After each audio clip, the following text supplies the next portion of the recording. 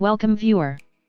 This video tutorial describes, create snipping tool desktop shortcut in Windows 11 easily and quickly. Create new shortcut. Copy text from description and paste it.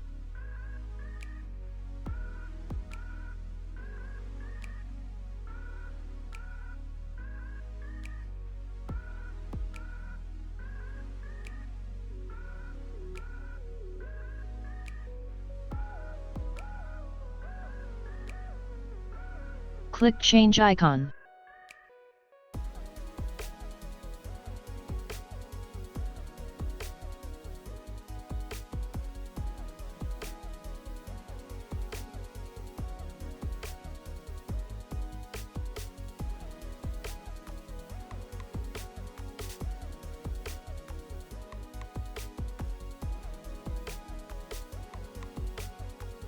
I hope this tutorial helps to you.